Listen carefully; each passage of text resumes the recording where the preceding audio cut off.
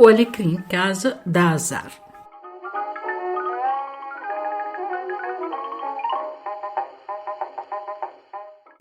Manhã de primavera, primeiro dia de sol, depois de semanas de chuva e frio. Eu saboreio, na minha varanda do 6º andar, um delicioso café.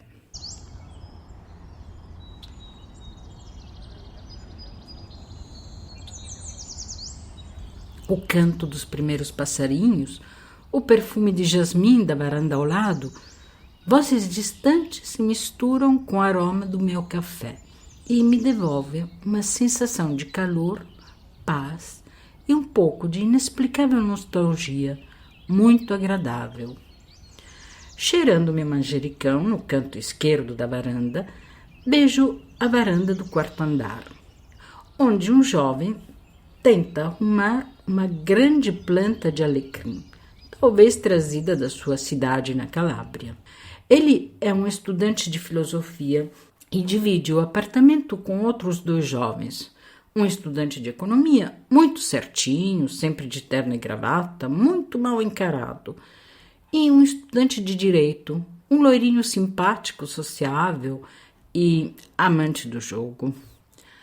Gosto de imaginá-los lutando com a difícil organização doméstica, com seus contrastes culturais, com as diferentes namoradas de passagem.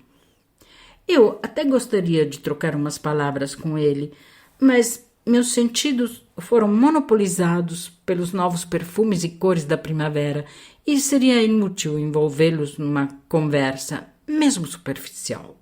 Da outra varanda, a que eu não posso ver, chega até mim a voz da senhora Emília, uma jovem mulher siciliana, certamente mais alegre da descrição ostentada com dificuldade. Ela é casada com um húngaro, um cara magro, postura reta, com cabelo mais para o laranja do que para o ruivo, que parece sempre pronto à continência. Eles são recém-casados, não têm filhos, só muitas plantas e um gato.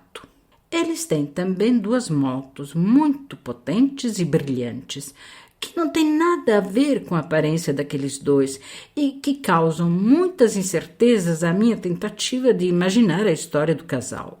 Essas motos, idênticas, não combinam com nenhum dos outros elementos cuidadosamente coletados pela minha curiosidade. Talvez eles escondam algum mistério. Dupla vida? Dupla personalidade? Pensando bem, as raras vezes que eu vi eles subindo nas respectivas motos, pareciam bem diferentes. Ele, muito menos rígido. Ela, muito menos dócil.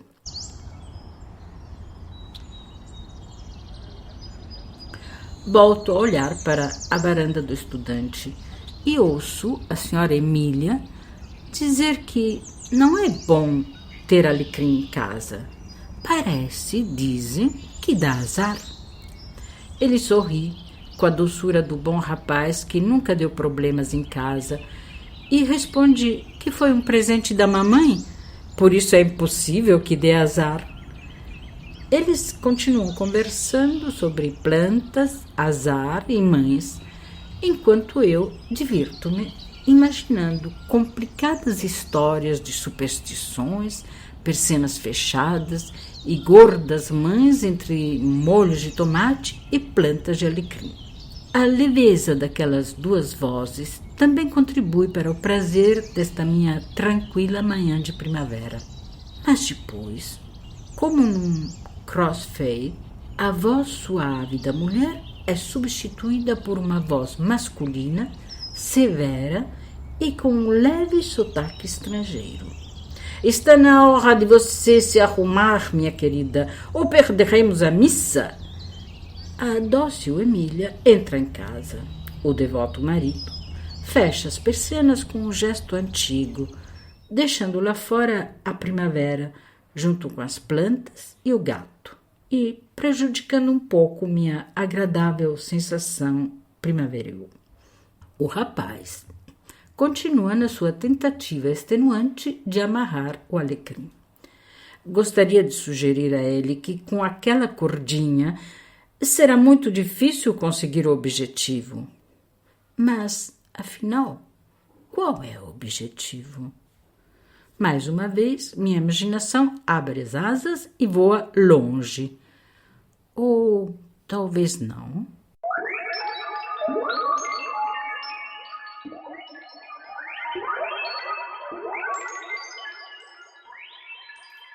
Com essa cordinha fina demais, o estudante poderia, talvez, estrangular um dia a senhora Emília, que, já cansada de missas e continências, todas as manhãs, depois de acompanhar o marido até o elevador, como recomendado no manual da esposa perfeita, deixa a porta de casa apenas um pouco entreaberta. O quanto bastaria ao jovem vizinho, se ele quisesse, de entrar sem tocar a campainha e talvez, pensa angustiada a doce Emília, chamar a atenção de algum vizinho. Eu me pergunto, não seria mais simples, no caso de aparecer algum vizinho discreto, pedir emprestado um pouco de açúcar, um ovo, até mesmo um ferro de passar? Mas os crimes, como todos sabem, têm suas regras exatas. Respeitemos, então, a vontade da alegre Emília. Afinal, pensando bem, mesmo se ele não quisesse aceitar aquele tácito convite, seria este um bom motivo para estrangular a gentil vizinha? Para ele, talvez não. Mas, se aquele estranho marido descobrisse, por acidente ou por suspeita, a vida matutina da sua esposa exemplar, talvez, quem sabe, tento imaginar o que poderia acontecer se uma manhã, de repente, casualmente ou deliberadamente, ele, o marido laranja, voltasse de repente para casa. Primeira hipótese, ele encontra a porta entreaberta. A querida Emília vai ter que aguentar um longo e chato sermão sobre os riscos às pessoas e às coisas que podem advir de uma tão grave negligência. Paciência, doce Emília, arme-se de muita paciência. Segunda hipótese, a porta está regularmente fechada. Ele, o mesmo acima dito marido laranja, entra usando sua chave, felizmente um pouco defeituosa, que atrasa sua entrada, o quanto basta para a assustada Emília ir ao seu encontro e fechar a porta do quarto.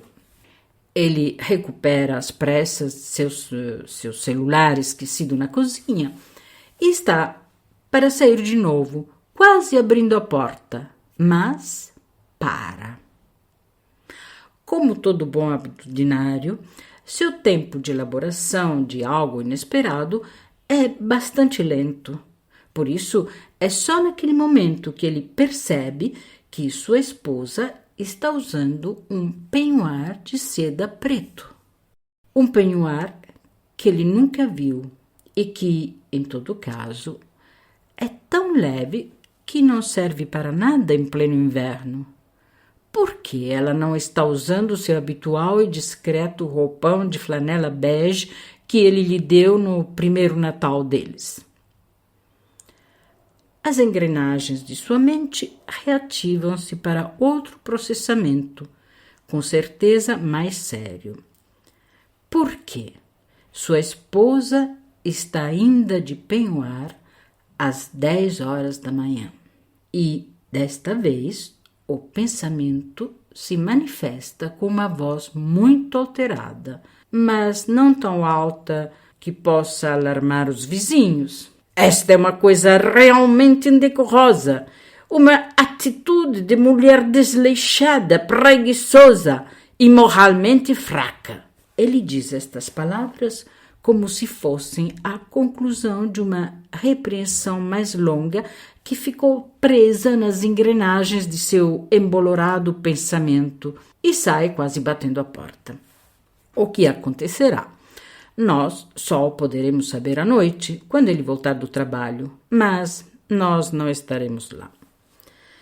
A última hipótese, a mais dramática, prevê que Mr. Método e Decoro, desconfiado por algumas atitudes de cada vez menos dócil Emília, bata à porta do inocente estudante para pedir emprestada aquela cordinha porque ele precisaria mais.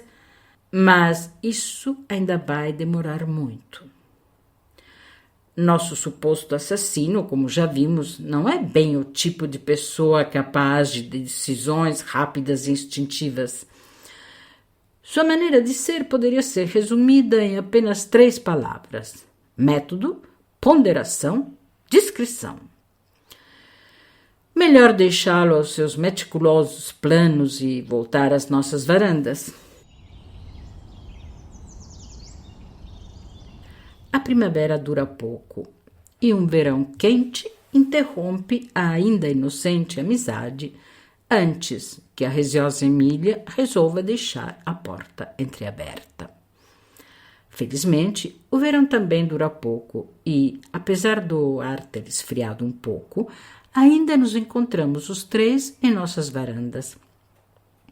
Os 2 tímidos amigos têm muitas coisas para contar uma à outra sobre as respectivas férias.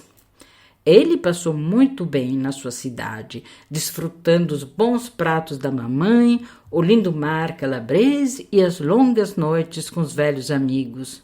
Bem, ele foi obrigado também a visitar muitas tias idosas que queriam saber como ele estava se virando sozinho na capital, mas, sobretudo, se ele tinha visto o Papa. Ela, em vez, conta-lhe sua primeira viagem à Hungria, uma espécie de lua de mel, e também para conhecer os novos parentes. Ela fala do apreciável goulash da sua sogra, tão diferente dos pratos barrocos da cozinha siciliana, e os longos passeios nos parques e das termas maravilhosas. A de Széchenyi é a maior da Europa. A Gellert, no elegante edifício Liberty, com decorações estilo Art Nouveau. Mas a mais linda, a mais fascinante, a mais incrível, dizem estas e a iludida Emília, é a de Rudas.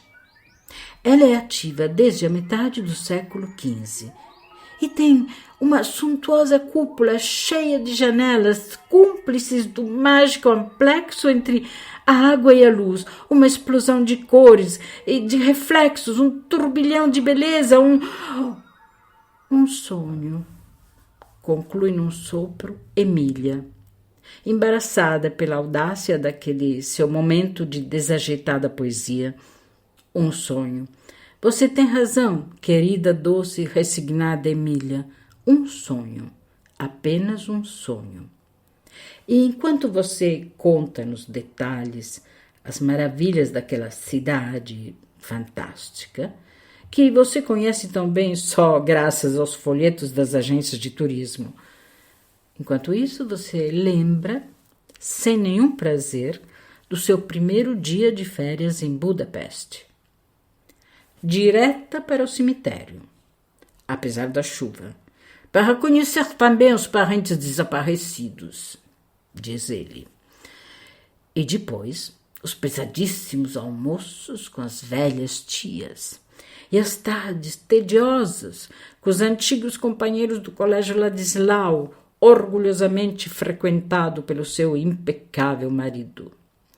Você se revê, então, tentando com muito esforço de transformar em sorrisos os saudáveis e merecidos bocejos que enchem de lágrimas seus olhos, e certamente não por comoção. Depois, você pensa com pesar nas termas e nos muitos lugares daquela cidade encantada que você nunca irá conhecer. Você nunca conhecerá nada. Uma revelação que toma forma, se concretiza e ressoa livre pela casa inteira, deixando nua a sensação de amargura de uma vida que você já não sente mais sua.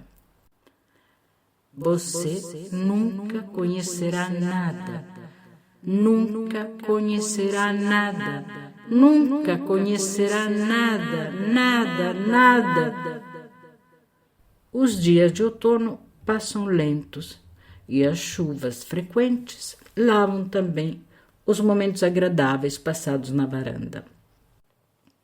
Você nunca conhecerá nada, nunca conhecerá nada, nunca, nada, nada, nunca, nada, nada. Finalmente, o inverno também chegou. Faz frio. A malha de gola alta, usada pela querida senhora Emília, retardou o trabalho da cordinha, mas, em compensação, esconde o sinal roxo, exato e elegante, como aqueles veludinhos usados provavelmente por alguma bisavó da não mais alegre senhora Emília.